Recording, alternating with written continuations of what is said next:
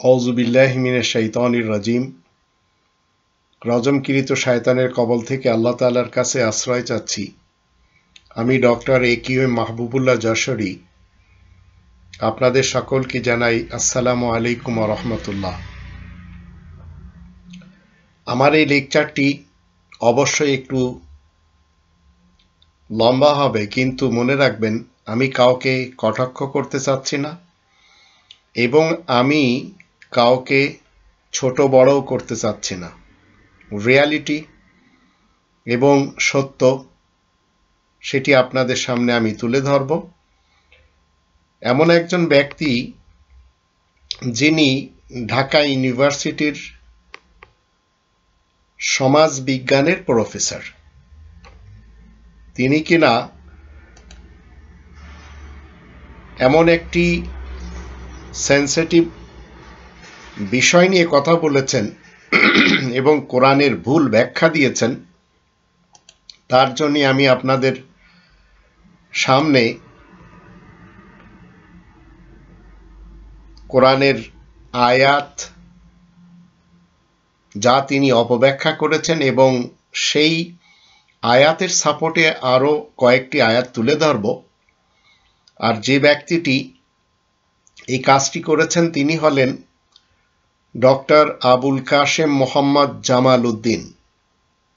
ইনি প্রফেসর হচ্ছেন department of sociology, পিএইচডিও করেছেন সেই বিষয়ের উপরে এবং মাস্টার্সও করেছেন, ব্যাচেলরও করেছেন সেই একই বিষয়ের উপরে।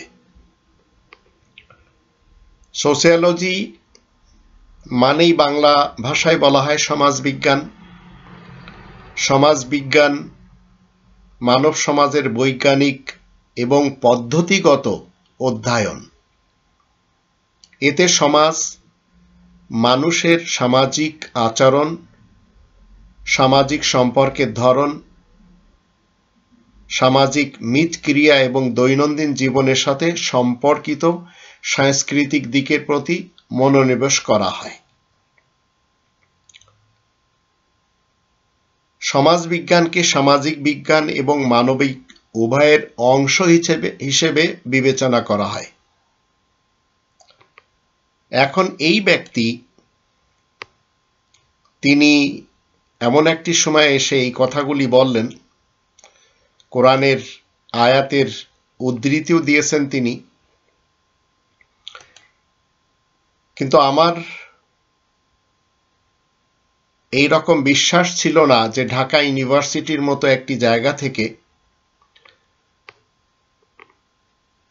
এই ধরনের কোরআন বিরোধী এবং কোরআনের আয়াতের অপব্যাখ্যায় কথা বলা হোক, লেখন লেখা হোক। আমাদের দেশের বিশ্ববিদ্যালয়গুলি আজ যেভাবে সন্তানদেরকে গড়ে তুলছে তার এক অংশ কিন্তু মেয়েদের সাথে ধর্ষণ করে সেঞ্চুরি করে, এক অংশ কিন্তু গাঁজার চাষ করে, এক অংশ কিন্তু আর এক অংশের হাতে মার খেয়ে মৃত্যুবরণ করে শুধু সঠিক কথা বলার কারণে। আমাদের দেশের বিশ্ববিদ্যালয়গুলি যখন পূর্ব পাকিস্তানের যুগে বিশ্ববিদ্যালয় ছিল, তখন পশ্চিম পাকিস্তানের বিশ্ববিদ্যালয়গুলি এবং পূর্ব পাকিস্তানের বিশ্ববিদ্যালয়গুলিতে যে লোগো থাকতো, সেই লোগোতে কোথাও লেখা ছিল ইকরা বিসমি রব্বিকাল্লাযী খলাক, কোথাও লেখা ছিল রাব্বি জিদনি ইলমা, কোথাও আবার বিসমিল্লাহির রহমানির রহিম, কোথাও আবার ইন্না দীনা ইনদাল্লাহিল ইসলাম। তো এই টাইপের লেখা ছিল, কিন্তু সেগুলি মিটিয়ে দেওয়া হয়। আমরা যদি ঢাকা ইউনিভার্সিটির লোগো দেখি, সেই লোগো 1952 থেকে 1972, তখন আমরা কোরআনের আয়াত খুঁজে পাই। কিন্তু সেই লোগো একটি সময় এই কোরআনের আয়াত মিটিয়ে দেয়। এখন রয়েছে শিক্ষায় আলো। করাচি ইউনিভার্সিটি যদি আমরা দেখি, সেখানে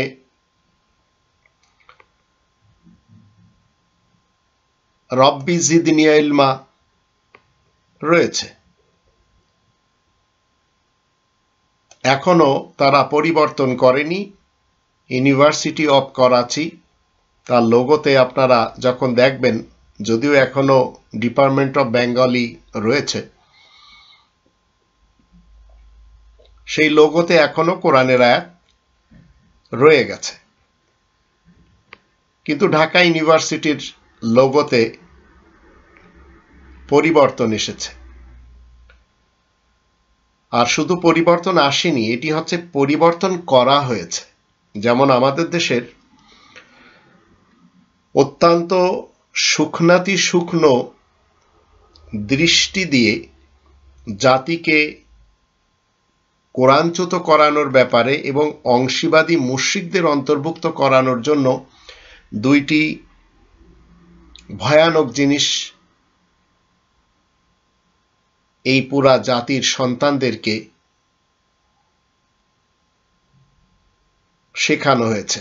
তার ভিতরে একটি হচ্ছে রবীন্দ্রনাথ ঠাকুরের আমার সোনার বাংলা কবিতার প্রথম 10 লাইন, যার ভিতরে মাটিকে মা বলা হয়, যেটি আমরা মুসলিম সভ্যতা যারা অর্জন করে চলি এবং আপনায়ে চলি, আমরা বলতে পারি না। আর একটি হচ্ছে ত্রিত্ববাদ, যেটিকে শহীদ মিনার বলা হয়। মূলত গোড়াতে যখন আমরা যাই তখন ত্রিত্ববাদ ছিল না, একটি খুঁটি ছিল, একটি খাম্বা ছিল। এখন ত্রিত্ববাদের বেদিতে ফুল দিতে হয়। কোরআন আমাদেরকে শিক্ষা দিয়েছে, ওয়ালা তাকুলু সালাসা, তোমরা ত্রিত্ববাদ বলো না।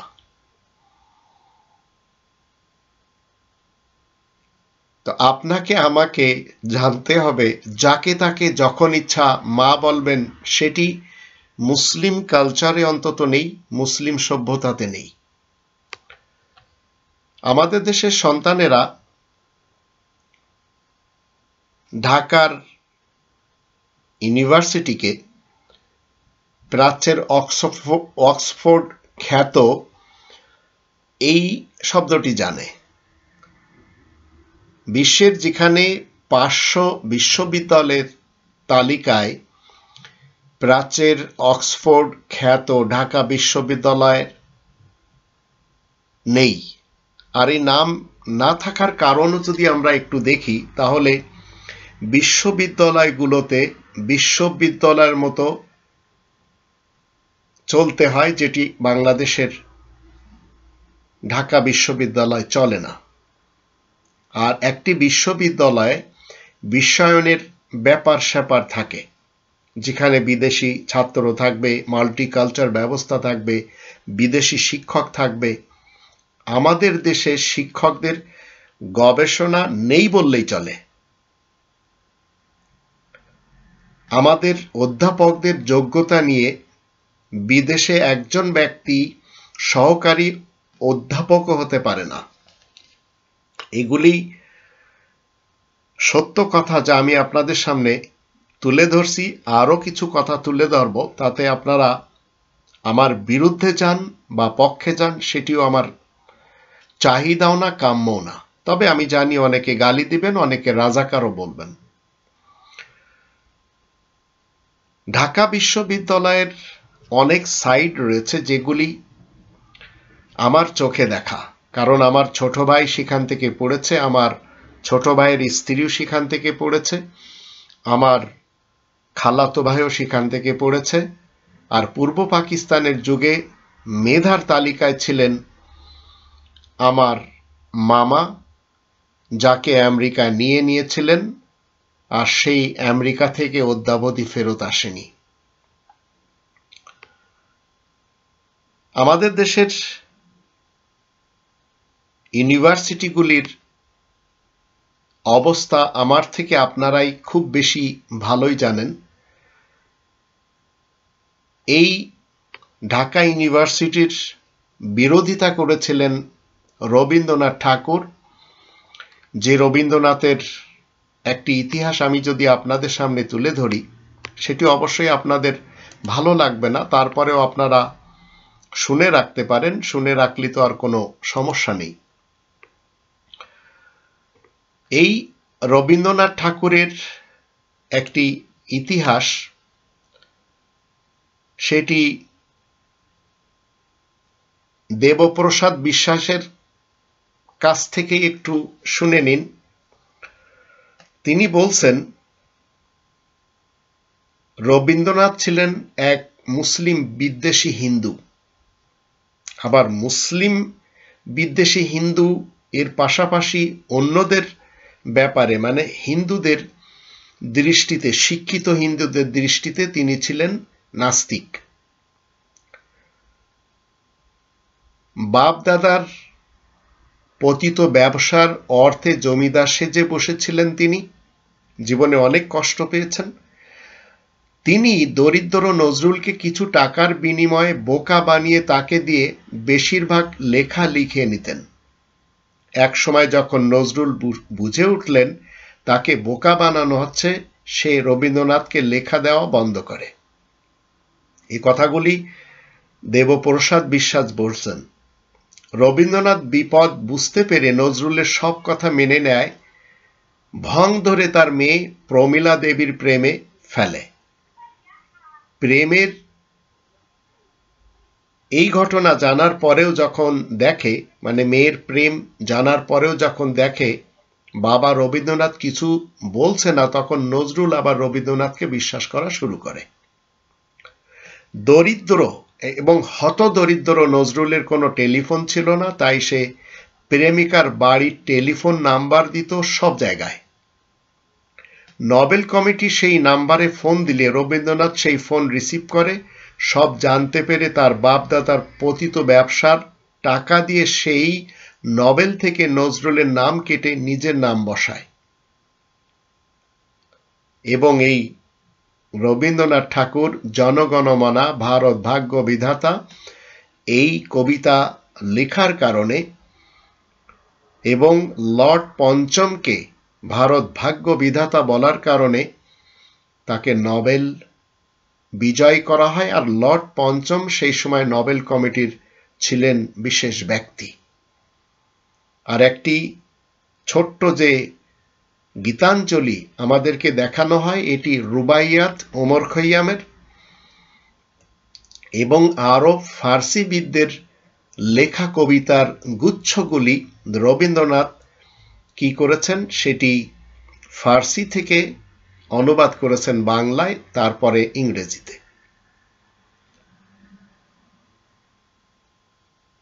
এই ছিল রবীন্দ্রনাথের এবং নজরুলের মাঝের যে গোপন ইতিহাস। এই নাম যখন কেটে দেওয়া হলো, এই তথ্য যেন নজরুল জানতে না পারে, তাই রবীন্দ্রনাথ ঠাকুর তার মেয়ে প্রমীলাকে দিয়ে গোপনে কাকের মাংস খাইয়ে পাগল করে ফেলে নজরুলকে। এভাবেই হারিয়ে যায় মুসলিম সমাজের নক্ষত্র কবি কাজী নজরুল ইসলাম, আর নোবেল পায় হিন্দু রবীন্দ্রনাথ ঠাকুর।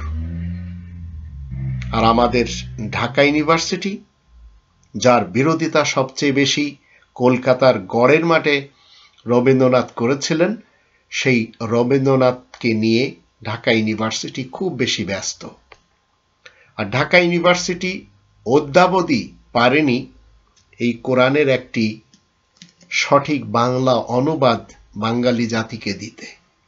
না পেরেছিল পূর্ব পাকিস্তানের যুগে ঢাকা ইউনিভার্সিটি, আর না পেরেছে স্বাধীন বাংলাদেশের পরে আজ 2024 সাল অবধি একটি কোরআনের অনুবাদ দিতে। এখন এখান থেকে কিছু লোক অবশ্যই মুক্তিযোদ্ধা কোটার পক্ষে পবিত্র কোরআনের আয়াতকে কি করবেন? অবমাননা করে, মিস ট্রান্সলেট করে মানুষকে জানান দিবেন, তাও মিডিয়ার মাধ্যম দিয়ে। আমাদের সকলকে খুব ভালো করে জানা উচিত যে পৃথিবীর এক শ্রেণীর মানুষেরা যখন একটি বিদ্যা শেখে, সেই বিদ্যাকে আমরা বলি তৈলবাজির বিদ্যা বা তৈল বিদ্যা। এই বিদ্যা যখন কেউ শেখে, তখন তার দিয়ে সত্যকে মিথ্যা বলানো, মিথ্যাকে সত্য বলানো সহজ হয়ে যায়। আর এজন্য আমাদের দেশ অনেক লোকদেরকে খুঁজে পেয়েছে। খুঁজে পাওয়ার কারণে কিছু কিছু মানুষ রাতারাত্রি আমাদের দেশে ফেমাস হয়ে যায়। আমি ঢাকা ইউনিভার্সিটিতে যখন গিয়েছি এই বিদ্রোহী কবি কাজী নজরুল ইসলামের কবর দেখার জন্য, এবং তার পাশের মসজিদে আমি একটি দরজ দিই একটি সময়, তখন ঢাকা ইউনিভার্সিটিতে যারা ধর্মের কথা বলতো তাদের ভিতরে একটি দল ছিল, একটি সংগঠন ছিল হিজবুত তাহরীর। আমি যদিও কোনো দল এবং কোনো মতের সাথে কখনো নই, আমি শুধুমাত্র আল্লাহ তাআলার ইসলামিক কিংডমে একজন মুসলিম, আর কিছুই না। এটি আমার পরিচয় 22 নম্বর সূরা আল হজ এর 78 নম্বর আয়াতের দৃষ্টিতে।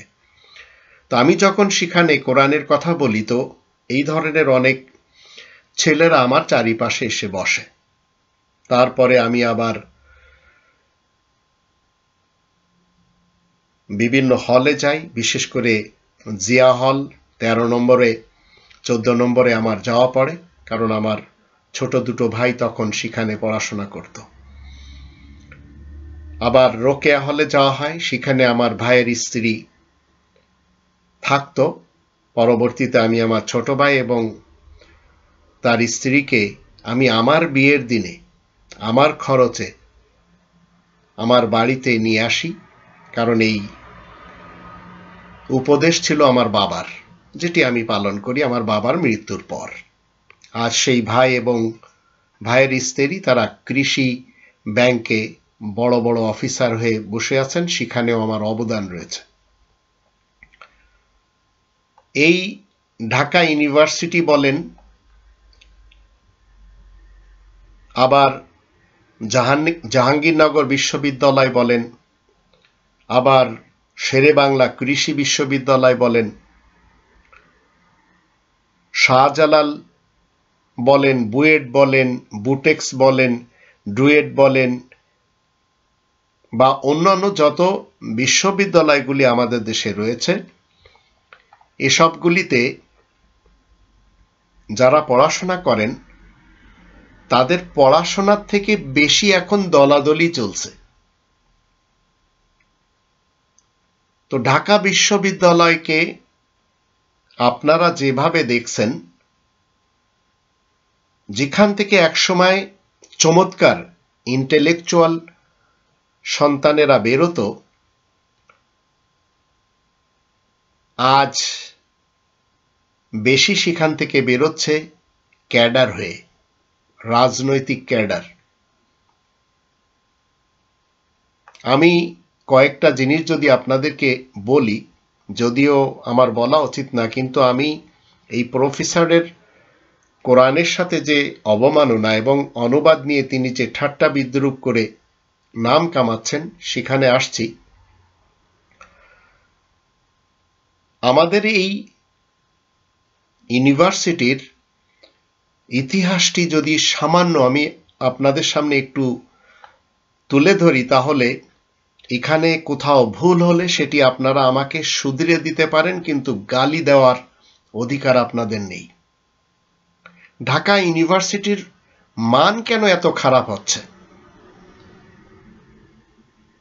মনে রাখবেন, ইউনিভার্সিটিতে পড়াশোনা করা এটি মুখ্য বিষয় না। যারা আজ ঢাকা ইউনিভার্সিটিতে ঢুকছেন এবং পড়াশোনা করছেন, এদের একটি অংশ এই ইউনিভার্সিটিকে রাজনীতির আখড়া হিসেবে তৈরি করে নিয়েছেন। শিক্ষকদেরও একটি অংশ রয়েছে, ছাত্রদেরও একটি অংশ রয়েছে। দুর্নীতিতে এবং অনিয়মে এরা চ্যাম্পিয়ন। হলের ব্যাপার যদি আমরা দেখি, তাহলে মনে হয় যেন অনেক ক্ষেত্রে আপনাকে মনে হবে, আমি জার্মানিতে থাকি, এখানে অনেক ইউনিভার্সিটিতে আমার যাওয়া হয়েছে এবং আমি এথেন্সেও প্রাচীন যুগের ইউনিভার্সিটিতেও আমার যাওয়া পড়েছে। হলের ছাত্ররা মনে হয় যেন যেভাবে কক্সবাজারে রোহিঙ্গারা থাকে সেই রিফিউজি ক্যাম্পের মতো থাকতে হয়। আবার ছারপোকা ভরা, দেয়ালও অনেক সময় দেখা যায় খসে পড়ছে, টয়লেটের ব্যবস্থা ভালো না, একজন গোসলখানায় গেলে 3 জন সিরিয়াল দেয়, খাবারের অবস্থা আমি সচক্ষে দেখেছি, খেয়েওছি। ডাল যদি আপনারা দেখেন, সেটি কেউ কেউ মনে করবেন এটা ডাল না, এটা হচ্ছে হাত ধোয়ার পানি। আবার অনেকে তো ক্রিটিসাইজ করে বলেন যে অজুর পানি। অনেক ক্ষেত্রে জেলখানায়ও এর থেকে ভালো খাবার দেওয়া হয়। আমি যশোর জেলখানাতেও ছিলাম। এই ধর্মের কেন্দ্র করে কোরআনের কথা যখন আমি 2005 সালে যশোর জেলার কেশবপুর থানার সেই পাবলিক ময়দানে বলি, সেখানে মুফতি ওয়াক্কাজ এমপি আমার বিরুদ্ধে, মুফতি গুলাম রহমান, মৌলানা জলিল হুজুর এবং ধর্মের যারা রয়েছে তারা সবাই আমার বিপক্ষে ছিল। পরবর্তীতে তারা গণপিটুনি দেওয়ার চেষ্টা করে। একটি সময় প্রশাসন এসে আমাদেরকে নিয়ে যায়, আমরা 3 জন যশোর জেলে যাই। পরবর্তীতে বেকসুর খালাস হয়ে আসি। তো শিক্ষকরা কেউ সাদা দল, কেউ নীল দল করেই চলেছেন। ঠিক মতো ক্লাসও নেন না, এমনও প্রমাণ রয়েছে। বিশ্ববিদ্যালয়ের বিভিন্ন পদে থাকার জন্য নোংরা রাজনীতি এই ঢাকা বিশ্ববিদ্যালয়ে করা হয়। এখানে প্রচুর নেপোটিজম রয়েছে এবং হয়ও। নিজের পছন্দের বা আত্মীয় স্বজনদের চাকরি দেওয়ার জন্য শিক্ষক এবং কর্মকর্তারা অনৈতিক উপায়ও অবলম্বন করে, ধরাও পড়েছে। পলিটিক্যাল ছাত্ররা হলো কন্ট্রোল করে, মানে পলিটিক্যাল ছাত্র যারা, এরাই যত হল রয়েছে সেগুলি সব কন্ট্রোল করে। ছাত্রদের নিয়মিত গেস্ট রুমে হাজিরা দিতে হয়।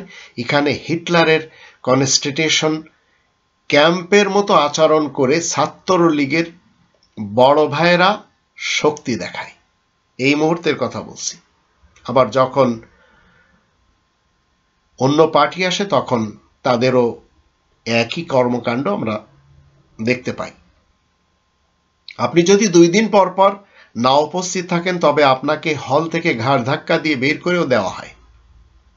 হলে রুম না পেয়ে অনেকে হলের বারান্দায়, টিভি রুমে অথবা মসজিদেও থাকে। গণরুমে পোলাপান বস্তির মতো থাকে। স্বাভাবিক 2 জনের রুমে 7 জনও থাকে। তো ঢাকা বিশ্ববিদ্যালয়ের রেজিস্ট্রার বিল্ডিং একটা বিভীষিকার নাম হয়ে গেছে। আর শুধু নাম হয়নি, যেমন কারবালার ইতিহাস আমরা পড়তে যেয়ে কি শিখি, ইমাম হোসেন সেখানে আসেনি, তাকে আনা হয়েছে, তাকে এনেই মাথা কেটে দেওয়া হয়েছে। তো এই ঢাকা ইউনিভার্সিটি, এখানে আপনি কোনো কাজ আপনার সময় মতো শেষ করতে পারবেন না। আপনাকে খালি ঘুরতে হবে এবং আপনাকে ঘোরানো হবে। বিশ্ববিদ্যালয়ের পড়াশোনা করার যে লাইব্রেরি, সেখানে সিট পাওয়া যায় না। মধ্যরাত থেকে পোলাপান সিট দখল করে বসে। তো একটি কাজের জন্য রেজিস্ট্রার বিল্ডিং, ব্যাংক আর হলে দৌড়াতে দৌড়াতে আপনি ক্লান্ত হয়ে যাবেন। অফিসিয়াল ব্যবস্থা সেই মান্দাত্তার আমলের, কিছুই ডিজিটাল হয়নি, শুধু নামে ডিজিটাল হয়েছে, যেমন বাংলাদেশ ডিজিটাল একটি বাংলাদেশ। অথচ ভর্তি পরীক্ষার ফি ৩০০ থেকে লাফিয়ে একেবারে ১০০০ টাকা করে দেওয়া হয়েছে। ঢাকা বিশ্ববিদ্যালয়ের অবস্থা কোনোদিন খুব ভালো ছিল না পশ্চিম পাকিস্তানের যুগে। আজকে যে অবস্থা তার থেকে কিছুটা ভালো ছিল। তাই বলে আমি পাকিস্তানিদের গুণগান করছি না, এটা মনে রাখবেন। আর এখন দিনে দিনে খারাপ হচ্ছে, শুধু আবেগ আর চেতনার উপরে বিশ্ববিদ্যালয় টিকে আছে, তাছাড়া আর তেমন কিছুই নেই। এখান থেকে যেসব ছাত্ররা ভালো করে তারা নিজ চেষ্টায় ভালো করে, আর বিশ্ববিদ্যালয় শিক্ষকদের বিন্দু মাত্র কৃতিত্ব নেই। কেউ কেউ ভালো আছেন, কিন্তু অধিকদের কথা বলছি আমি। আবার যারা এখান থেকে পড়াশোনা করে যখন একটু চিন্তা করেন যে এই বিশ্ববিদ্যালয় থেকে পড়ার পরে আমাকে বিসিএস করতে হবে, বিসিএস করে আমাকে আবার বড় উচ্চ পদে বসতে হবে, তো এই চিন্তা যাদের নেই, যখন তারা দেখেন যে এখানে অস্বাস্থ্যকর পরিবেশ হয়েছে, দেশটিতেই তৈরি করে দেওয়া হয়েছে, তখন পাড়ি জমান ভিন দেশে। এখন ভিন দেশে যারা পাড়ি জমান, তারা ভিন দেশে যে অনেকেই সুন্দরভাবে ইস্টাবলিশ হতে পেরেছেন, আবার কেউ কেউ ফেরতও এসেছেন। এখন এই যে লেখাটি এই প্রফেসর সাহেব লিখেছেন, আর মুক্তিযোদ্ধার কোটার পক্ষে পবিত্র কোরআন থেকে তিনি দলিল দিয়েছেন, ওনাকে এবং ওনার যারা সাপোর্টার তাদেরকে বলতে চাই যে আপনি এই কোরআন যদি একটু স্টাডি করতেন, তাহলে আজ 2024 সাল, এই মুক্তিযোদ্ধা নিয়ে আপনার অন্তত এই লেখা কখনো আপনি উচিত মনে করতেন না যদি কোরআন স্টাডি করতেন। কিন্তু আপনি কেন চাচ্ছেন এবং কেন সিনেট অধিবেশনে মুক্তিযোদ্ধা কোটার পক্ষে পবিত্র কোরআন থেকে দলিল তুলে ধরেছেন, তা আমি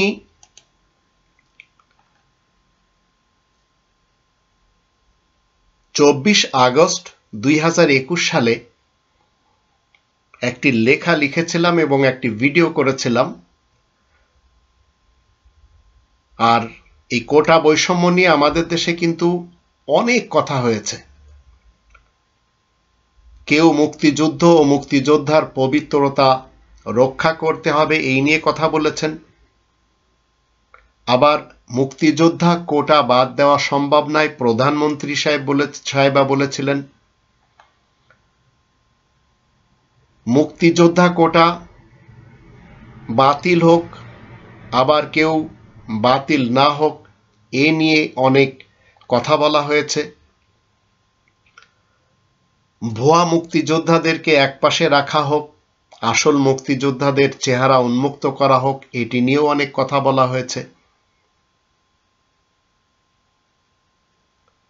আবার অনেকে লিখেছিলেন মুক্তিযোদ্ধা কোটা বাতিল কেন, আর কেন অবৈধ নয়, এসব নিয়েও কথা বলা হয়েছে। তো মুক্তিযোদ্ধা নিয়ে অনেক কথা অনেকেই বলেছেন। আমি যে লেখাটা লিখেছিলাম সেই লেখাটি আপনাদের সামনে আমি তুলে ধরব। আমার লেখাটি ছিল 24 আগস্ট 2021-এ। 17 কোটি বাংলাদেশিরা কোটা সিস্টেমকে মেনে বৈষম্যের ঠাঁই হোক এই দেশে, সেটি চায় না, আমি নিজেও চাই না।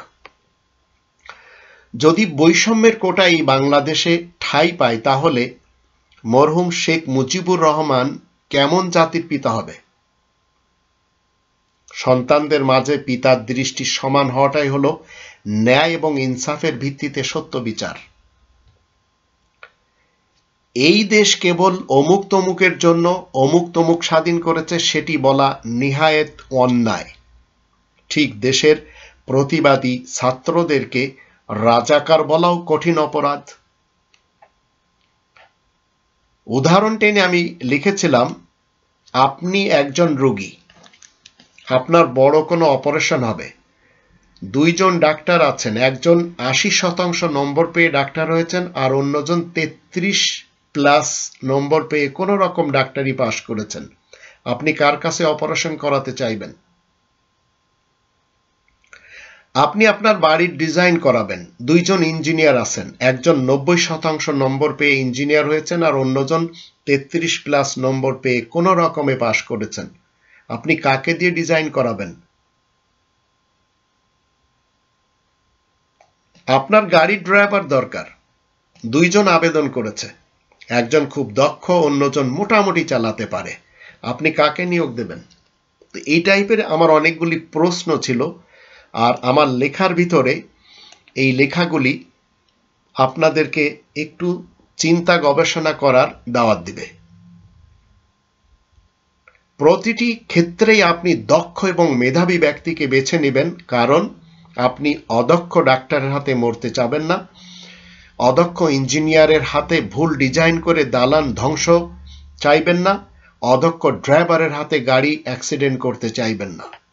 এটি তো সত্য কথা। এবার ধরুন ওই অদক্ষ লোকটির বাবা বা দাদা আপনার বড় কোনো উপকার করেছে, তাহলে আপনি কি করবেন? তখন হয়তো তার বাবা দাদার উপকারের কথা স্মরণ করে তাকে অন্য কোনোভাবে সহায়তা করবেন, কিন্তু তখনও আপনি মেধাবী আর দক্ষকেই সিলেক্ট করবেন। এটাই সত্য কথা, যা আমাদের জাতি মানতে চায় না, শুনতেও চায় না। ঠিক একইভাবে দেশ স্বাধীন করার জন্য মুক্তিযোদ্ধাদের অপরিসীম ঋণের কথা স্মরণ করে তাদের ভাতা বৃদ্ধি, সম্মান বৃদ্ধি, সামাজিক ও নাগরিক সুবিধা বৃদ্ধি এসব সহ অন্য যে কোনো পদক্ষেপ নেওয়া যেতে পারে, সমস্যা নেই। কিন্তু এই কিন্তু বুঝতে হবে, তাদের ঋণের বিনিময়ে অদক্ষ, অমেধাবী এবং অযোগ্য কাউকে যখন যোগ্যদের জায়গায় নিয়োগ দিবেন, তখন প্রতিনিয়ত অ্যাক্সিডেন্ট হতে থাকবে। তদ্রূপ এই প্রফেসর সাহেব যে কথা বলেছেন, এই কোরআনের ৪ নম্বর সূরা আন-নিসায়ের ৫৮ নম্বর আয়াতটি আসুন আমরা একটু দেখে নিই। ৪ নম্বর সূরার ৫৮ নম্বর আয়াতে বলা হচ্ছে,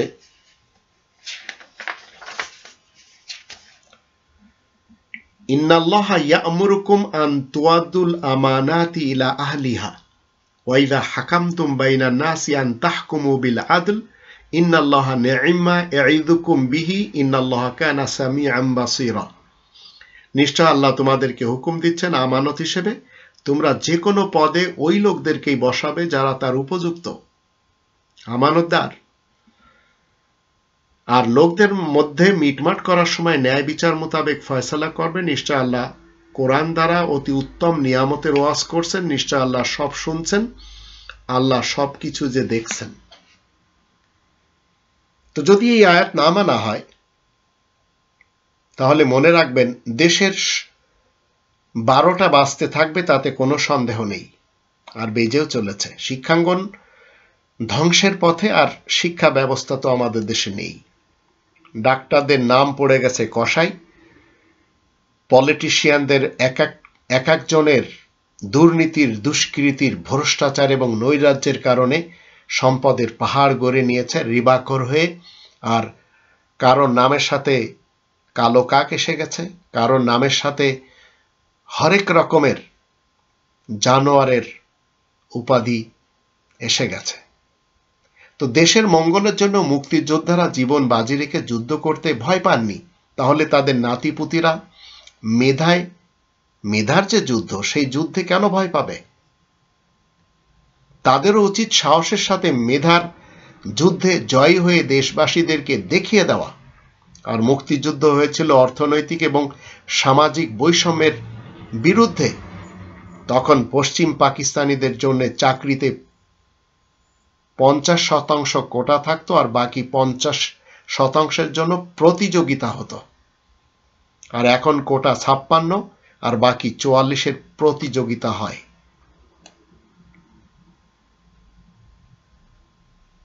তাহলে দেশ স্বাধীন হয়েও সেই বৈষম্য তো থেকেই গেল। বিষয়টা এমন যে চাঁদাবাজদেরকে তাড়িয়ে উপকার করে সেই উপকারের বিনিময়ে নিজেই চাঁদা নিচ্ছে। এই হাস্যকর, মানে এই যে আমার লেখা, এটা হাস্যকর কিনা আপনাদের সকলকে চিন্তা করতে হবে।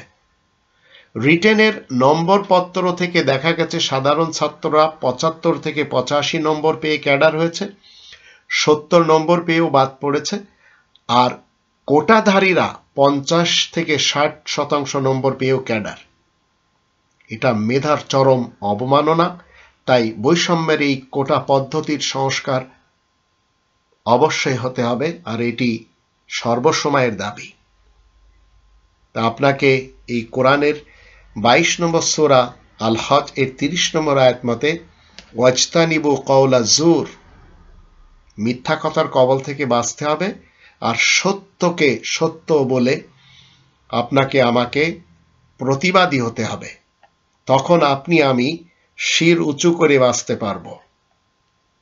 ঢাকা ইউনিভার্সিটির আমি একটি মেয়ের ঘটনা, যা ঢাকা ইউনিভার্সিটির একজন শিক্ষক তিনি যেভাবে বলেছেন, আমি আপনাদেরকে একটু শোনাই। শেষে আমি আসছি এই প্রফেসর সাহেব যা বলেছেন সেটির দিকে। কোরআনের সাথে তার অবমাননা নিয়ে আমি কথা বলবো। এখন আসুন একটি মেয়ের গল্প আমরা সামান্যক্ষণ শুনি। ঢাকা ইউনিভার্সিটির, যেখানে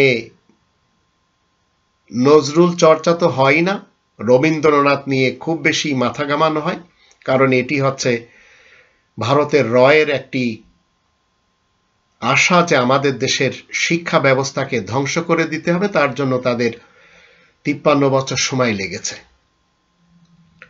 ছোটবেলায় আমরা কিন্তু অনেকেই পড়েছি ঈশ্বরচন্দ্র বিদ্যাসাগরের ঘটনা, রাজা রামমোহন রায়ের ইতিহাস, আরো অনেকের ইতিহাস আমাদের জানা আছে। মায়ের ডাক কবিতা আমরা সবাই, মায়ের ডাক যে লেখাটা আমরা সবাই জানি। ফোর্ট উইলিয়াম কলেজে যখন তিনি প্রফেসর ছিলেন, মা তাকে ডেকেছেন ঈশ্বরচন্দ্র বিদ্যাসাগরকে, তাকে ছুটি দেওয়া হয়নি, পরে ইস্তফা দিয়ে তিনি চলে গেছেন।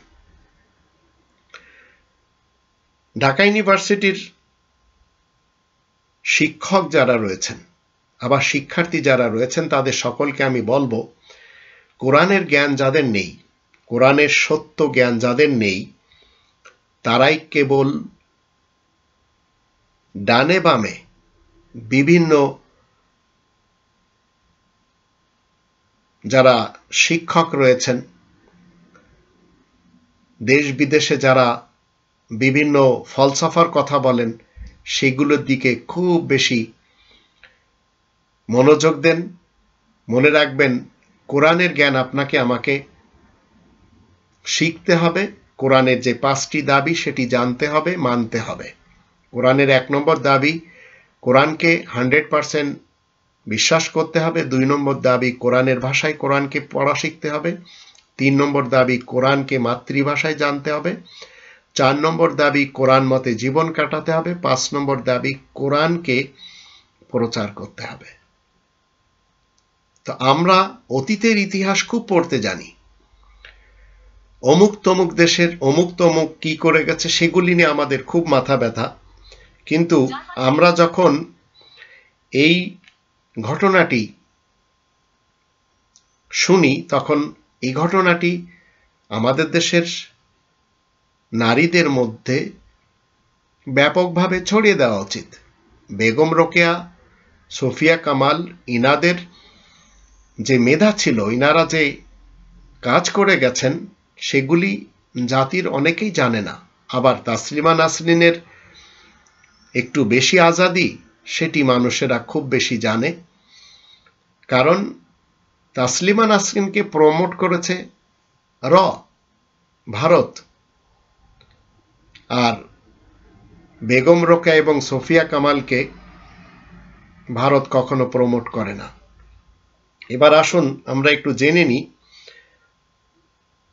এই মুক্তিযোদ্ধা কোটার পক্ষে পবিত্র কোরআন থেকে এই ঢাকা বিশ্ববিদ্যালয়ের অধ্যাপকের দলিল প্রমাণ যা আমি আপনাদের সামনে তুলে ধরব। এর পূর্বে আসুন একটু শুনে নিন। আমাদের ইউনিভার্সিটিতে আজকে থেকে 10-11 বছর আগে, এই গল্পটা আমি অনেক জায়গায় বলি, আমার ফেসবুক অ্যাকাউন্টে লিখেছি। 10-11 বছর আগে একটা স্টুডেন্ট আসতো, খুবই অর্ডিনারি ব্যাকগ্রাউন্ডের, বুঝতে পারছো, মানে কাপড় চোপড় দেখে বোঝা যায় একটা কাপড়ে বারবার পরে আসে, খুবই ক্লান্ত চেহারা, খুবই ঘর্মাক্ত চেহারা, বেতন দিতে পারছে না ঠিক মতো, বারবার তোমার ডিফল্টার হয়ে যাচ্ছে, আর ক্লাসে আসতো দেরি করে, কিন্তু ক্লাসে খুব ভালো আনসার করতো। তা আমি তাকে জিজ্ঞেস করলাম, নাম বলছি না আমি তাকে জিজ্ঞেস করলাম একদিন ডেকে, তুমি তো খুব ভালো আনসার করো ক্লাসে, এত দেরি করো কেন? তখন সে আমাকে তার লাইফের কাহিনীটা বলে, একটু ভালো করে শোনো। আমাদের ইউনিভার্সিটি ক্যাম্পাস ছিল তখন ধানমন্ডিতে, সে থাকতো কেরানীগঞ্জের দূরের একটা গ্রামে, আমার গ্রামটার নাম মনে নাই। সে 1 ঘন্টা হেঁটে নদীর পারে আসতো, নৌকা দিয়ে ঢাকা শহরে আসতো, টেম্পুতে করে চিকাতলার দিকে আসতো, তারপর আবার হেঁটে আসতো। কোনো একদিন নৌকা পেতে দেরি হলে বা টেম্পু পেতে দেরি হলে, তোমরা জানো মেয়েদের এখানে টেম্পুতে চড়ার ক্ষেত্রে অনেক প্রবলেম আছে, যে একটু কমফোর্ট চাই আর কি। এই শুধুমাত্র যাতায়াতের জন্য তার দিনের পর দিন দেরি হতো, দিনের পর দিন, এবং ফি দিতে পারতো না, ফাইন হতো, খুব খারাপ অবস্থা হতো, এত কষ্ট করতো মেয়েটা। যাই হোক, আমি স্টেট ইউনিভার্সিটিতে আমাদের যে প্রেসিডেন্ট আছেন, বোর্ড অফ ট্রাস্টি, তাকে পুরো ঘটনাটা বললাম। Is a nice person. উনি তার জন্য উনার আমাদের যে লাইব্রেরি আছে সেখানে একটা পার্ট টাইম কাজের ব্যবস্থা করে দিল। পার্ট টাইম কাজের ব্যবস্থা করলো, মাসে বেতন মাত্র 5,000 টাকা। সে সকালবেলা চলে আসতো, অনেক লাইব্রেরিতে কাজ করতো, ক্লাস করতো, খুব কষ্ট করতো। এখন আমাদের যারা ল পরীক্ষা টরীক্ষা দেয়, আমাদের অনেকের জীবনে স্বপ্ন থাকে লয়ার হওয়া, আর যারা অনেক বড় স্বপ্ন দেখতে চায় তারা জাজ হতে চায়। বিকজ তোমরা জানো জাজ ইজ ভেরি কম্পিটিটিভ এক্সাম, ঠিক আছে?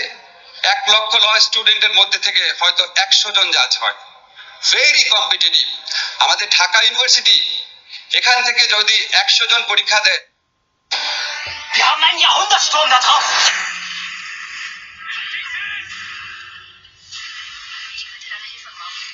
Let's go. আপনারা কন্টিনিউ একটু শুনতে থাকেন। শেষ পর্যন্ত 20-25 জন জাজ হতে পারে, এটা সবচেয়ে বেশি। অনেক বাংলাদেশে প্রাইভেট ইউনিভার্সিটি আছে যেখান থেকে এখন পর্যন্ত কেউ জাজ হতে পারে নাই, এখন পর্যন্ত পারে নাই। অনেক পুরনো, আমাদের স্টেট ইউনিভার্সিটি থেকে পুরনো, তাও জাজ হতে পারে নাই। তা আমি যখন মেয়েটা ভালো রেজাল্ট করছে, একটা স্টেজে বললাম, তুমি লয়ার হওয়ার পরীক্ষার জন্য প্রিপারেশন নাও। সে আমাকে দেখি কিছু বলে না। আমি বললাম, কেন প্রিপারেশন নিচ্ছ না কেন?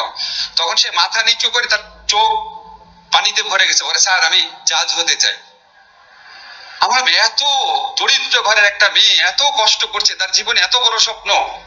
তা আমি তাকে অনেক বোঝানোর চেষ্টা করলাম, প্রথমে লয়ার হও, আস্তে আস্তে দেখা যাবে। সে কথাই শুনলো না, সে পরীক্ষা দিল, প্রথমবার ফেল করলো, দ্বিতীয়বার পরীক্ষা দিল, রিটেন পাস করলো, কিন্তু ভাইভাতে ফেল করলো। থার্ড টাইম যখন আসলো, আমি বললাম, তোমার এত স্ট্রাগল জীবনে, এত কিছু, তোমার ফ্যামিলিকে দেখতে হয়, তোমার ছোট ভাই বোন আছে, কেন এত কষ্ট করতেছো? তুমি একটা ভালো ফার্মে ঢুকো, আমি তোমাকে ঢুকিয়ে দিই। সে কিছু বললো না, চলে গেল। তারপর আমি তাকে ভুলে গেলাম, কারণ তোমরা জানো যে জুডিশিয়ারি পরীক্ষা 1 বছর 1.5 বছর পর পর হয়। হঠাৎ একদিন আমাকে আমাদের ডিপার্টমেন্টে আজগর ভাই, উনি ফোন করেছে, মানে সিনিয়র একজন টিচার আর কি, ফোন করে দেখে উনি কথা বলতে পারছেন আনন্দের চোটে। আমরা সবাই খুব ভালোবাসতাম ওকে। সে চিৎকার করে বলছে, ও তো জাজ হয়ে গেছে। আমি তোমাদেরকে যে মেয়েটার কথা বললাম, এখন শরীয়তপুরে সে একজন ম্যাজিস্ট্রেট হিসাবে কর্মরত। আমার কাছে মনে হয়েছে ওর জীবনে যে 12 ফেলের যে লোকটাকে দেখেছো, তার চেয়ে অনেক গ্লোরিয়াস, অনেক বেশি স্ট্রাগল করেছে। আমি তার গল্প সব কাছে বলি। আমার এই আজাদ আবুল কালাম, ঈশ্বরচন্দ্র বিদ্যাসাগরের গল্প দরকার নাই, শুনলে মনে আছে উনি আমেরিকার ইন্ডিয়ার প্রেসিডেন্ট হয়েছে, ঈশ্বরচন্দ্র বিদ্যাসাগর এত বড় মনীষী। এটা কি আর কি মানুষের জীবন নাকি? তো অসাধারণ মানুষের জীবন। অসাধারণ মানুষ না, আমাদের সাধারণ মানুষের জীবনে এরকম অনেক অসাধারণ গল্প আছে। তোমাদের চেয়ে অনেক বেশি কষ্টে থাকা ছেলেমেয়েরা, তোমাদের একটা গল্প বললাম, আরো অনেক গল্প আছে। আমি শিওর আমাদের চৌধুরী মফিজুর রহমান, আমাদের দেশটি এ ধরনের ভালো কিছু কথা শোনার জন্য প্রস্তুত নেই, কিন্তু আমাদের দেশের লোকেরা যে জিনিসগুলি ধর্মের নামে শুনতে অভ্যস্ত হয়ে গেছে এবং ধর্মজীবীরা যেভাবে নিজেদের স্ববিরোধী ফতোয়াতে ধরা খায় সেগুলি শোনার জন্য সবাই প্রস্তুত রয়েছে। যেমনটি ধরুন, একটু সময় আপনাদের এই ভিডিওতে যাচ্ছে। সম্মানিত মোহতারাম মেহমানদের কাছে জানার বিষয় হলো যে জর্দা গুল খাওয়া জায়েজ কি? যদি অন্যায় হয় তাহলে আমাদের মধ্যকার অনেক আলেম ওলামা যারা জর্দা গুল খায় তাদের ব্যাপারে বলার জন্য বিশেষভাবে অনুরোধ রইল। বহু চালাক লোক পাশে এতক্ষণ আমাদেরকে ওয়াজ করছেন, এবার আপনি আপনাদের ওয়াজ করেন। দেখেন, ইসলামী শরিয়ার মূলনীতি বুঝেন। মাতউমাত, খাবার, খাবারের ক্ষেত্রে ইসলামী শরিয়ার মূলনীতি কি? খাবারের ক্ষেত্রে ইসলামী শরিয়ার মূলনীতি হলো আসলু শাই আল ইবাহা, সব খাবার খাওয়া জায়েজ, শুধু ওই খাবার খেতে পারবেন না যে খাবার খাওয়া সুস্পষ্ট হারাম। যেমন আমরা 7 আপ খাই, 7 আপ খাওয়া জায়েজ কেন? কারণ এটা হারাম, এটার পক্ষে নস নাই। আমরা পাঙ্কাশ মাছ খাই, পাঙ্কাশ মাছ খাওয়া হালাল কেন? নবী তো জীবনে পাঙ্কাশ মাছ খান নাই, কোন হাদিসে পাঙ্কাশ মাছ খাওয়ার কথা আছে? জানেন সব নাই। জর্দাকে আপনি এখন সেই মূলনীতির আলোকে আমরা বিড়ি সিগারেটকে আমরা নিষিদ্ধ করেছি, নিষিদ্ধ হিসাবে ঘোষণা করেছি। তা আমাদের এই ফতোয়ার ভিত্তি হলো মেডিকেল সায়েন্সের এই তথ্য যে ধূমপান স্বাস্থ্যের ক্ষতির কারণ।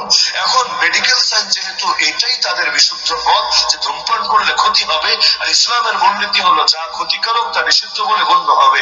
এখন মূলনীতির আলোকে আমরা ফতোয়া দিলাম, কোরআন হাদিসে হুবহু বিড়ি সিগারেটের নাম না থাকলেও এটা নিঃসন্দেহে নাজায়েজ বলে গণ্য হবে। তো এখন জর্দার ক্ষেত্রে এই সব কথাবার্তা শুনতে শুনতে আমাদের জাতি এই কোরআনের যে সত্যবিদ্যা এটি অর্জন করতে পারেনি ওই সমস্ত লোকেরাও যারা বড় বড় ইউনিভার্সিটির শিক্ষক হয়ে বসে আছেন, পারেনি যারা সমাজের নেতৃত্ব দিয়ে চলেছেন, দেশের নেতৃত্ব দেওয়ার জন্য বড় বড় জায়গাতে বসে আছেন। কিন্তু আপনি কখনো কি চিন্তা করেছেন যে একটি মিথ্যাকে যখন বারবার পুনরাবৃত্তি ঘটানো হয়, বারবার বলা হয়, তখন কি হয়? সেই মিথ্যা একসময় সত্য হয়ে ধরা দেয়। এবার আসুন, ঢাকা বিশ্ববিদ্যালয়ের সিনেট অধিবেশনে মুক্তিযোদ্ধা কোটার পক্ষে পবিত্র কোরআন থেকে দলিল তুলে ধরেছেন ঢাকা বিশ্ববিদ্যালয়ের অধ্যাপক ডক্টর আবুল কাশেম মোহাম্মদ জামাল উদ্দিন।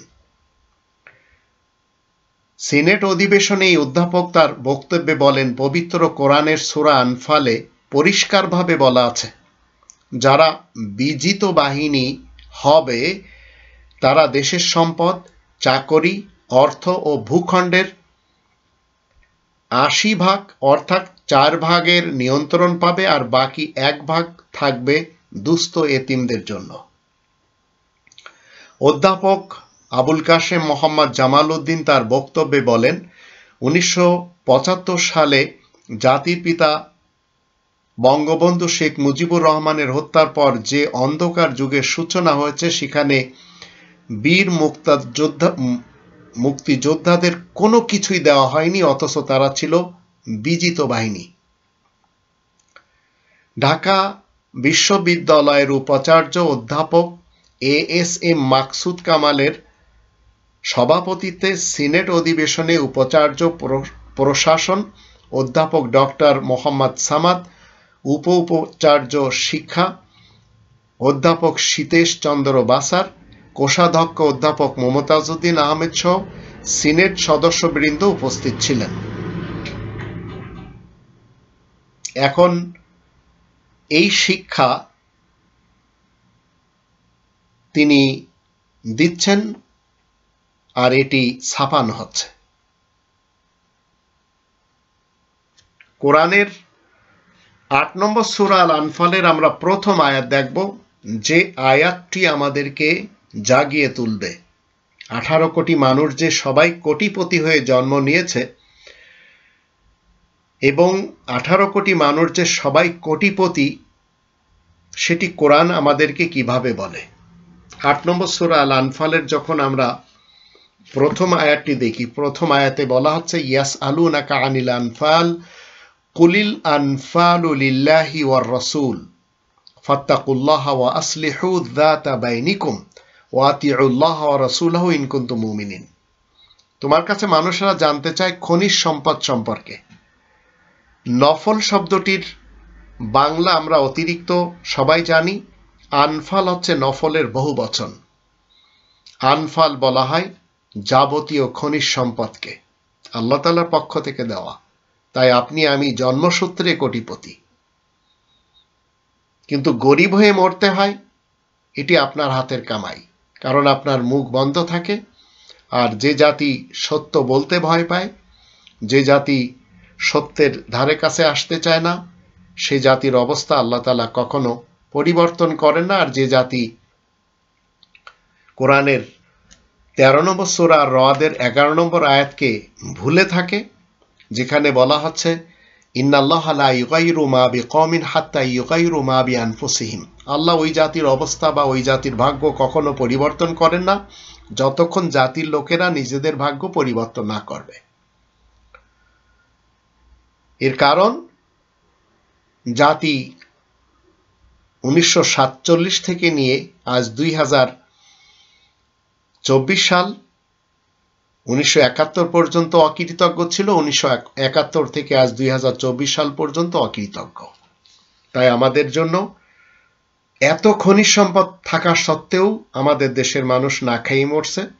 আমাদের দেশের মানুষের ঘর নেই, ছাউনির নিচে থাকছে, পাইপের নিচে রাত কাটাচ্ছে, ব্রিজের নিচে ঘুমাচ্ছে। ঠিক একই কায়দায় কেউ স্টেশনে, আবার কেউ ফুটপাতে। তো আল্লাহ রাব্বুল আলামিন এই কোরআনের 14 নম্বর সূরা ইব্রাহিমের 7 নম্বর আয়াতে বলে দিয়েছেন, ওয়া ইস্তাআযানা রাব্বুকুম লাইন শাকারতুম লাযিদান্নাকুম ওয়া লাইন কাফারতুম ইন্না আযাবি লাশাদীদ। আল্লাহ তাআলার ঘোষণা কি? তোমাদের রবের ঘোষণা, তোমরা যদি কৃতজ্ঞতা প্রকাশ করো তাহলে আমি তোমাদের জন্য সর্বক্ষেত্রে অনুদান দিব বৃদ্ধি আকারে, আর যদি অকৃতজ্ঞ প্রকাশ করো তাহলে আমার শাস্তি ভয়ানক। তো সেই শাস্তিতে আমরা ব্রিটিশদের আসার পর থেকে নিয়ে অদ্যাবধি একের পর এক শাস্তি পেয়ে চলেছি। অথচ এই বঙ্গদেশের ইতিহাস বলছে সবার ঘরে ঘরে কলস ভরা স্বর্ণ থাকত। তো 1 নম্বর আয়াতে বলা হচ্ছে 8 নম্বর সূরা আল আনফালের ইয়াসালুনাকা আনিল আনফাল কুলিল আনফালু লিল্লাহি ওয়ার রাসূল ফাত্তাকুল্লাহা ওয়া আসলিহু যাতা বাইনিকুম ওয়া আতিউল্লাহা ওয়া রাসূলাহু ইন কুনতুম মুমিনিন। তোমার কাছে মানুষেরা জানতে চায় খনিজ সম্পদ সম্পর্কে, তুমি বলে দিবে খনিজ সম্পদ তো আল্লাহ ও বিশেষ বার্তাবক রাসূলের কাজের জন্যই। সুতরাং তোমরা সবাই আল্লাহ তাআলা তাকওয়া অর্জন করো, নিজেদের মধ্যকার যোগ সম্পর্কের উন্নতি সাধন করো। এই নিজেদের মধ্যকার যোগ সম্পর্কের উন্নতি সাধন শুধু দুটি ফ্যামিলি আমাদের দেশে 1971 থেকে আজ 2024 সাল করেই চলেছে। আর যারা এই দুটি ফ্যামিলির সাথে সম্পর্ক রাখে তারা ব্যতীত বাকিরা সবাই এই দেশে নিঃস্ব। আর আল্লাহ তাআলার অনুগত হও এবং আল্লাহ তাআলার বার্তাবাহক রাসূলেরও অনুগত হও যদি তোমরা সত্যিকার মুমিন হয়ে থাকো। তো সত্যিকার মুমিন নেতা নেত্রীর অভাব আমাদের দেশে রয়েছে, যারা কিনা এই কোরআনের 16 নম্বর সূরা নাহালের 90 এবং 91 আয়াত দুটির সাথে কি করে? ক্রিটিসাইজ করে। যেমন ধরুন আল্লাহ এখানে বলছেন 16 নম্বর সূরা নাহালের 90 এবং 91 আয়াত দুটি, ইন্নাল্লাহা ইয়া'মুরু বিল আদলি ওয়াল ইহসান ওয়া ইতা'i যিল কুরবা ওয়া ইয়ানহা আনিল ফাহশাই ওয়াল মুনকারি ওয়াল বাগই ইয়া'iযুকুম লাআল্লাকুম তাযাক্কারুন ওয়া আউফু বিআহদিল্লাহি ইযা আহাদতুম ওয়া লা তানকুদুল আইমানা বা'দা তাওকীদিহা ওয়া ক্বাদ জাআলতুমুল্লাহা আলাইকুম কাফীলা ইন্নাল্লাহা ইয়া'লামু মা তাফআলুন। নিশ্চয় আল্লাহ ন্যায় বিচার কায়েম করতে ও কল্যাণময় জীবন ব্যবস্থা কায়েম করতে আর ঘনিষ্ঠ আত্মীয়দেরকে সাহায্য সহযোগিতা দানের জন্য হুকুম দিচ্ছেন। আর আল্লাহ অশ্লীল গরিত ও বিদ্রোহমূলক কাজকর্ম থেকে বারণ করেছেন। আল্লাহ তোমাদেরকে ওয়াজ করছেন যেন তোমরা উপদেশ গ্রহণ করতে পারো। আল্লাহ তাআলার নেওয়া অঙ্গীকার তোমরা পুরা করো। যখন তোমরা কোনো অঙ্গীকার করবে পাকাপোক্তভাবে, কোনো অঙ্গীকার করার পর তোমরা তা মোটেই ভঙ্গ করবে না, কারণ তোমরা যে আল্লাহ তাআলাকে নিজেদের জন্য জামিন রূপে মেনে নিয়েছ। নিশ্চয় আল্লাহ জানেন তোমরা যা কিছু করে যাচ্ছ। তো আল্লাহ রাব্বুল আলামিন আমাদেরকে এমন কোনো নেতা নেত্রী দেননি বা আমরা পাইনি যে নেতা নেত্রীদের কথা এবং কাজ মিল রয়েছে, কিন্তু সর্বক্ষেত্রে অমিল আমরা পেয়েছি। তো কোরআনের যখন আমরা 61 নম্বর সূরা সফ এর 2 এবং 3 আয়াত দুটি দেখি, আল্লাহ বলেন, ইয়া আইয়ুহাল্লাযীনা আমানু লিমা তাকুলুনা মা লা তাফআলুন কাবুরা মাকতান ইনদাল্লাহি আন তাকুলু মা লা তাফআলুন। তোমরা যারা ঈমান এনেছো শোনো, তোমরা কেন এমন কথা বলছো যা তোমরা নিজেরা করো না। আল্লাহ তাআলার দৃষ্টিতে এটি ভয়ানক ব্যাপার যেটি তোমরা বলছো এবং সেটা করছো না।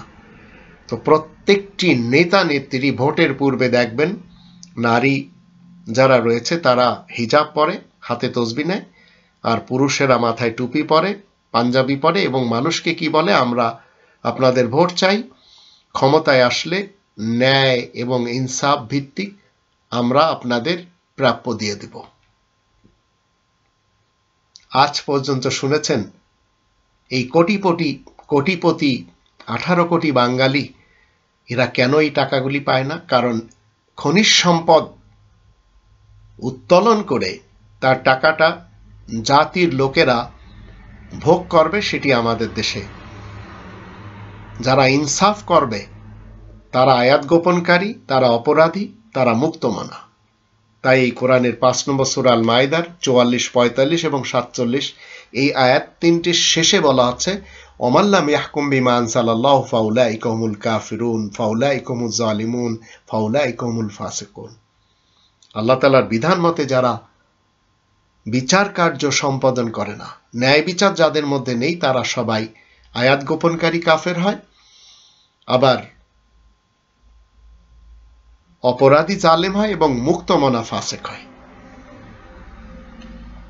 এবার আসুন এই কোরআনের 8 নম্বর সূরা আল আনফালের 41 নম্বর আয়াতের বিপক্ষে এই প্রফেসর সাহেব যে কথাগুলি বলেছেন সেগুলি আমরা কোনোভাবে মেনে নিতে পারবো না। কারণ আল্লাহ রাব্বুল আলামিন এই কোরআনের 41 নম্বর সূরা হামিম, আস-সাজদা, সূরা ফুসসিলাত এর আয়াত নম্বর যখন আমরা 7 দেখি, সেখানে কি বলা হচ্ছে সেটি আসুন আমরা একটু জেনে নিই।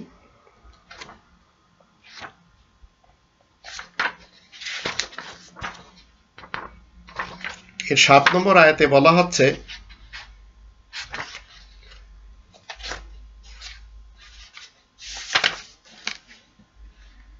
আল্লাযীনা লা ইউতুনা যাকাতা ওয়া হুম বিল আখিরাতি হুম কাফিরুন। যারা যাকাত আদায় করে না তারাই তো আখিরাতকে অস্বীকার করে। যাকাত মানে পবিত্রতা অর্জন করা মালের এবং সময়ের। তো আপনি যদি কোরআন মতে যাকাত না দেন তাহলে মনে রাখবেন আপনি পরকাল বিশ্বাস করেন না। এবার আসুন এই 8 নম্বর সূরা আল আনফালের 41 নম্বর আয়াতে কি বলা হচ্ছে। আল্লাহ বলেন, ওয়ালামু আন্নামা গনিমতুম মিন শাইইন ফাআন্না লিল্লাহি খুমুসাহু ওয়ালির রাসূলি ওয়ালিযিল কুরবা ওয়াল ইয়াতামা ওয়াল মাসাকিন ইন কুনতুম আমানতুম বিল্লাহ ওয়া মা আনজালনা আলা আবদিনা ইয়াওমাল ফুরকান ইয়াওমাল তাকাল জামআন ওয়াল্লাহু আলা কুল্লি শাইইন কাদির। এবং তোমরা সবাই জেনে রাখবে, এখানে বলা আছে ওয়ালামু প্রেজেন্ট কন্টিনিউয়াসের সিগা, তোমরা সবাই জেনে রাখবে, আন্নামা গনিমতুম মিন শাইইন ফাআন্না লিল্লাহি খুমুসাহু, তোমরা যা কিছু কি পাবে। আজকে থেকে 10 এবং তোমরা সবাই জেনে রাখবে যে কোনো কিছু থেকে লাভ, মানে গনিমত শব্দটার বাংলা অর্থ হচ্ছে লাভ। যে কোনো কিছু থেকে লাভ মানে গনিমত হিসেবে তোমরা যা পাবে তা থেকে 5/1 মানে খুমুস আল্লাহ ও আল্লাহ তাআলার বিশেষ বার্তাবাহক রাসূলের জন্য, তার ঘনিষ্ঠতার আত্মীয়দের জন্য, এতিম অনাথদের এবং কোরআনের কাছে যারা ব্যস্ত তাদের জন্য, যদি তোমরা আল্লাহ তাআলার প্রতি আস্থাবান হয়ে থাকো। আর আমি আমার বান্দার কাছে যা কিছু ফুরকান, ফুরকানের বাংলা অর্থ সত্য এবং মিথ্যার মাঝে পার্থক্য।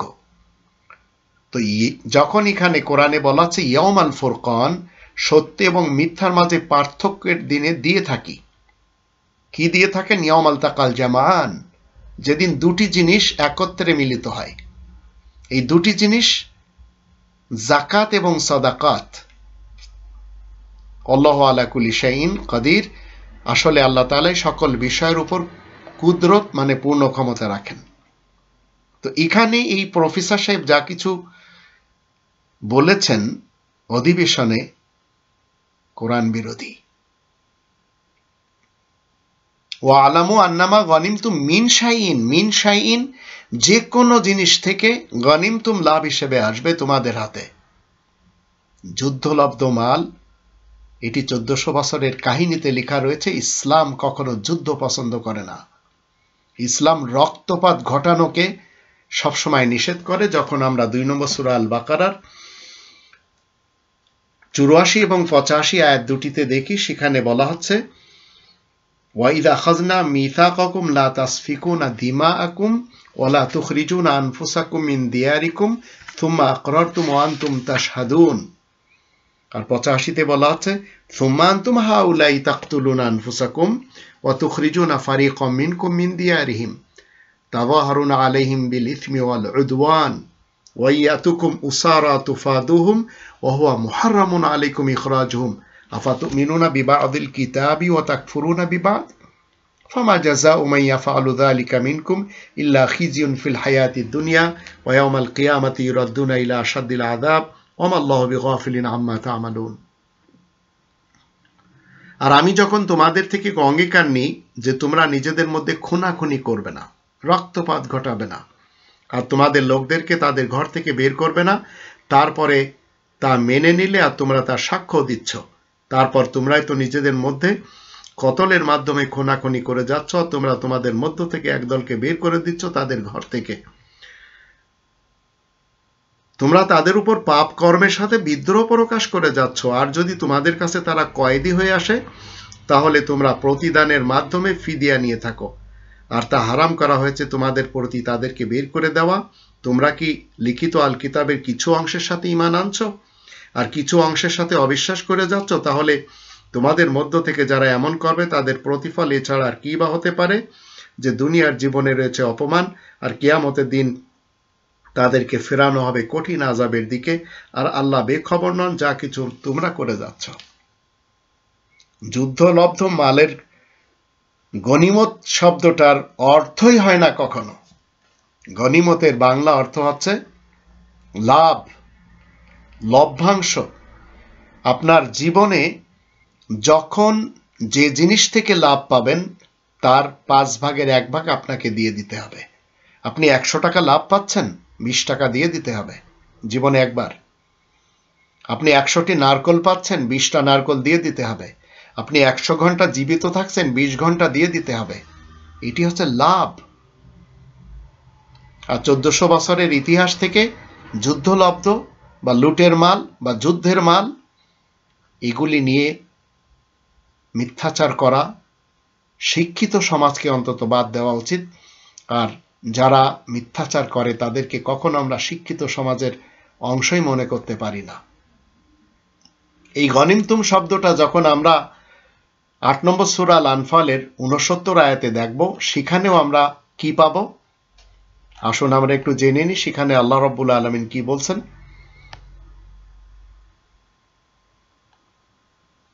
ফাকুলু মিম্মা গনিমতুম হালালান তাইয়্যিবা ওয়াত্তাকুল্লাহা ইন্নাল্লাহা গফুরুর রহিম।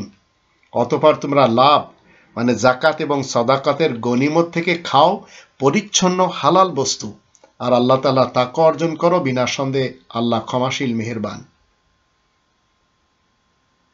আবার যদি এই গনিমত শব্দটি আমরা এই কোরআন থেকে দেখি, তাহলে আমরা দেখতে পাব 4 নম্বর সূরা আন-নিসার 94 আয়াতে,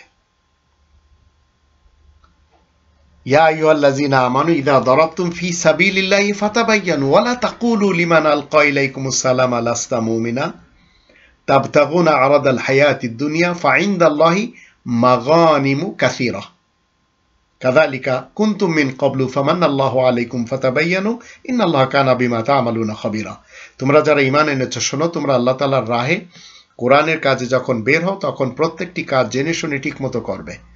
যে ব্যক্তি তোমাদের কাছে আনুগত্য প্রকাশ করবে, সালাম বলবে, তাকে এমন কথা বলবে না যে তুমি মুমিন নও। সে তো পার্থিব সুযোগ সুবিধার আশা রাখে, কারণ আল্লাহ তাআলার কাছে গনিমতের তথা লাভের মাল বিপুল পরিমাণ মজুদ রয়েছে। আল্লাহ কি যুদ্ধ করে গনিমত লাভ করেছেন? আর তোমরাও তো আগে এমনই ছিলে। আল্লাহ তোমাদের উপর অনুগ্রহ করেছেন, সুতরাং তোমরা পরীক্ষা করে নেবে। তোমরা যা করো নিশ্চয় আল্লাহ সেসবের খবর রাখেন। তো ওয়ালামু আন্নামা গনিমতুম মিন শাইইন, যে কোনো লাভ থেকে আপনি যখন যখন কোনো জিনিস পাচ্ছেন। আবার কোরআনের 6 নম্বর সূরা আল আনআমের 141 নম্বর আয়াতে বলা হচ্ছে, ফসল কাটার দিন আপনি যদি দেখা গেল 100 মণ গম পান, তাহলে 20 মণ দিয়ে দিবেন। ফসল কাটার দিনে 100 মণ ধান পাচ্ছেন, 20 মণ দিয়ে দিবেন। ফসল কাটার দিন আপনি 100টি লাউ পাচ্ছেন, 20টা দিয়ে দিতে হবে। এই হচ্ছে ইসলামের শিক্ষা। আর এটিকে বলা হয় গনিম, গনিমত, গনিমতুম, মাগানিম। তো ঢাকা ইউনিভার্সিটির একজন প্রফেসর এভাবে তিনি মুক্তিযোদ্ধার চেতনাকে সামনে রেখে, আজ আমাদের দেশে ভুয়া মুক্তিযোদ্ধাদের তো অভাব নেই, আমরা সবাই জানি, কিন্তু সত্য কথা যখন একটি জাতির লোকেরা জানে আর সেটি গোপন করে আর সেটি বলে না, তখন সেই জাতির অবস্থা আর আল্লাহ রাব্বুল আলামিন কখনো ঠিক করেন না। তো কোরআনের নামে মিথ্যাচার যেখান থেকেই কেউ বলুক না কেন, সে ঢাকা ইউনিভার্সিটির হোক অথবা গণভবন হোক অথবা সংসদ হোক, যেখান থেকেই বলুক না কেন, অন্তত কোরআনের বিরুদ্ধে যখন কেউ বলবে, মসজিদুল হারামের বিরুদ্ধে যখন কেউ বলবে, মুসলিমদের বিরুদ্ধে কেউ যখন বলবে, মসজিদের বিরুদ্ধে যখন কেউ বলবে, হজের বিরুদ্ধে যখন কেউ বলবে, আমি যশোরই অন্তত কথা বলবো। কাদের সিদ্দিকের ভাই লতিফ সিদ্দিকী হজ নিয়ে তামাশা করেছিলেন, আমি বলেছি। সুরঞ্জিত সেন গুপ্ত তিনি ইসলাম, মসজিদ এবং মুসলিম নিয়ে ক্রিটিসাইজ করেছিলেন, আমি বলেছি। এবার কিছু নাম কামানোর জন্য, কারোর নৈকট্য অর্জনের জন্য এই যে কোরআনের গনিমত শব্দটি নিয়ে মিথ্যাচার করা হচ্ছে, আমাকে বলতে হবে। আসুন আমরা সবাই সদা সত্য কথা বলি এবং সবসময় আমরা যেন সত্যবাদীদের সাথে থাকি, যার নির্দেশ এই কোরআনের 33 নম্বর সূরা আল আহজাবের 70 নম্বর আয়াতে বলা হচ্ছে এবং 9 নম্বর সূরা আত-তাওবার 119 নম্বর আয়াতে বলা হচ্ছে। আল্লাহ আমাদের সবাইকে তৌফিক দান করুন। আমরা সবাই যেন ধর্মজীবী আগুনখোর বক্তাদের মিথ্যাচার থেকে এবং স্বঘোষিত যারা আমাদের দেশে এই নাট্যকার, অভিনেতা, তারকা, আবার পলিটিশিয়ান এবং শিক্ষক সমাজ কোরআন বিরোধী যখন যখন কোনো কথা বলবেন, আমরা যেন তাদের বোঝানোর জন্য সত্যটা কোরআন থেকে তুলে ধরতে পারি। আল্লাহ তাআলার কাছে সেই দোয়া।